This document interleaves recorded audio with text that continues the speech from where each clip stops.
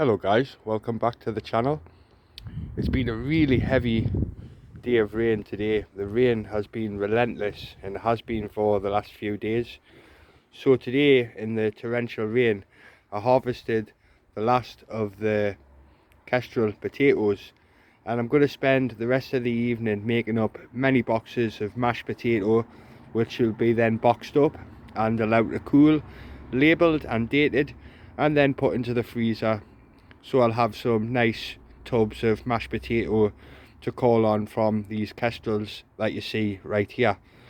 But some are going to be allowed to dry fully and laid out on the kitchen table, and then when they're fully dry, which will take a week or maybe longer, but I'll allow them to completely dry, and then I'll gently rub them and just take away that soil from the outside of these tubers, and they will be put into a hessian sack, and I'll have some fresh potatoes to call on, and these are kestrel, as well as having some nice boxes of mashed potato in the freezer also.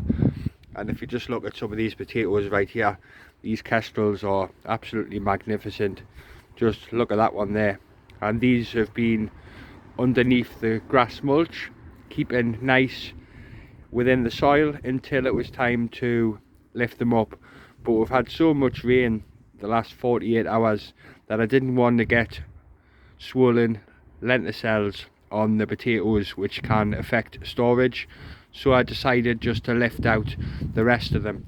But like I say, the vast majority are going to be now made into mashed potato and stored as frozen mash, and then the small amount will be put into hessian sacks to use as and when. But just look at those kestrels, and it just goes to show, if you nurture your soil and add rich organic material to it, as well as comfrey and stinging nettles in the trench, then this is the outcome that you can get. So the kestrel potatoes are just fan-dabby-dozy this year, and there's just some magnificent looking tubers from it. And the trick is always replenish your soil and always add a good thick layer of mulch in the autumn to allow winter and early spring and the soil organisms as well to break down all this material, and then you can have potatoes like these kestrels right here. And there is some magnificent looking tubers that are lifted out of the bed.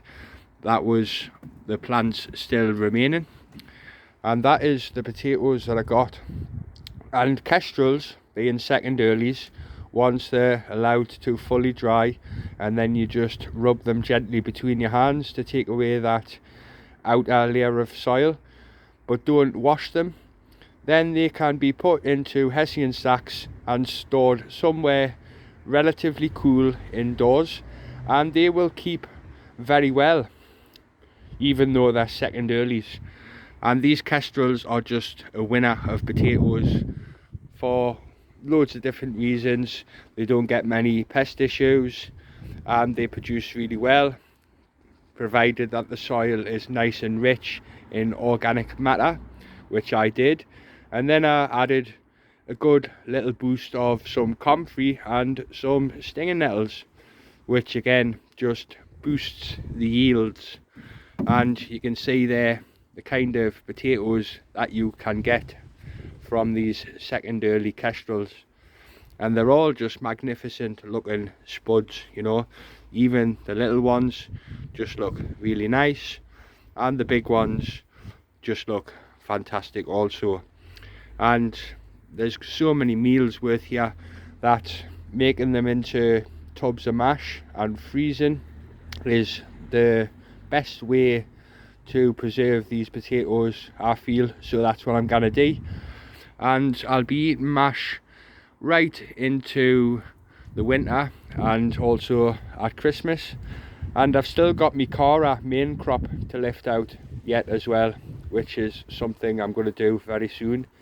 But these second early kestrels, which were cut back round about a month and a half ago, are still really fine and looking fantastic. So I couldn't be happier with the outcome of these Kestrel potatoes.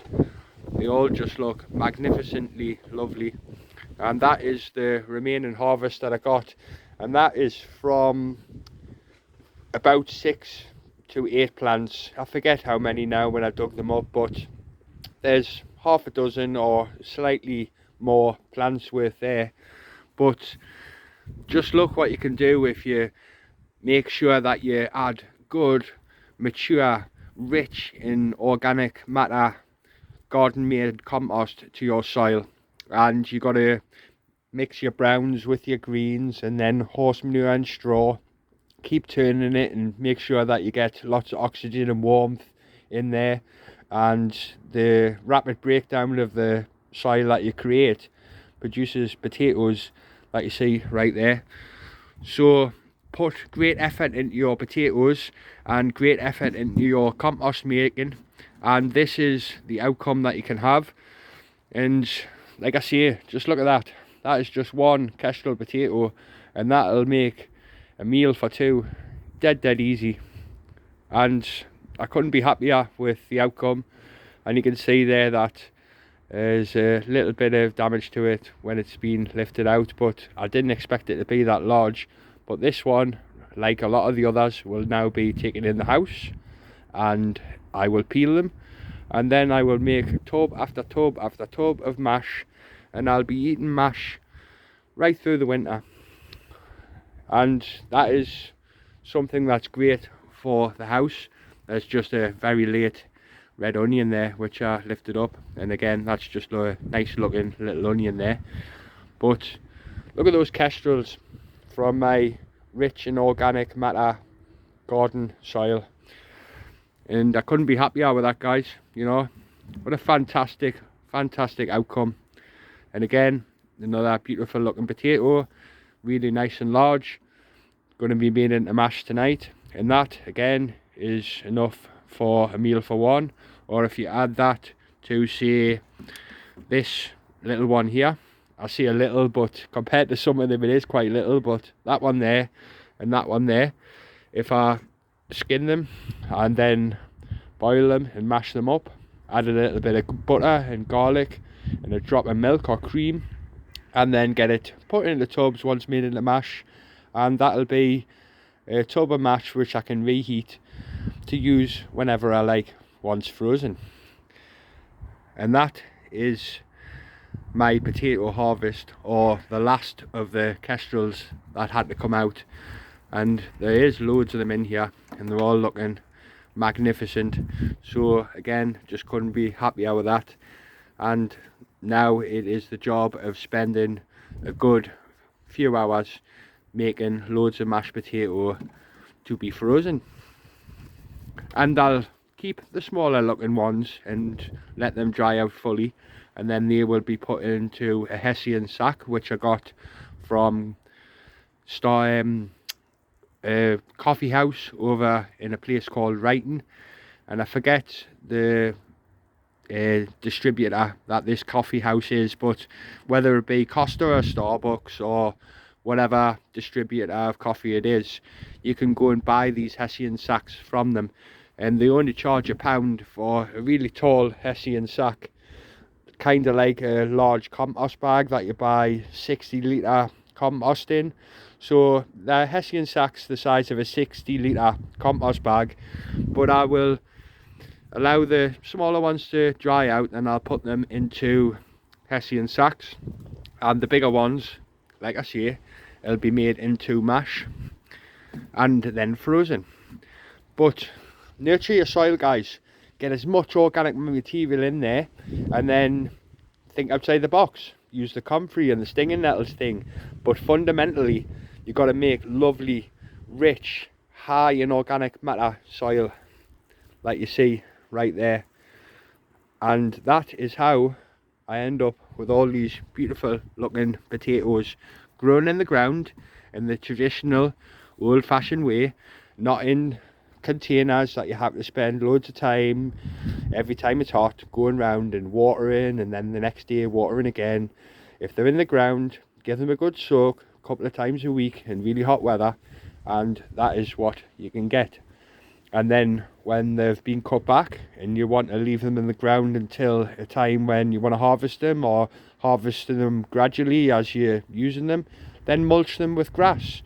And the end result is, even though the weather was hot in August, they were cut back and then the soil beneath the plants was exposed to strong sunlight, but the grass mulch has meant that there's no scab on any of these, no scab on that one, no scab on any of these ones. And I'm not going to go through them all, but I can just pick them at random and then show you. And again, no scab on any of these potatoes. So the grass mulch thing really works, and really works well to keep your potatoes that you're still waiting to harvest underneath the soil nice and safe and lovely. And then you can bring them home and do fantastically beautiful things with them, guys. So yep, grass mulch really works. Rich soil really works. And this is the potatoes that I got out.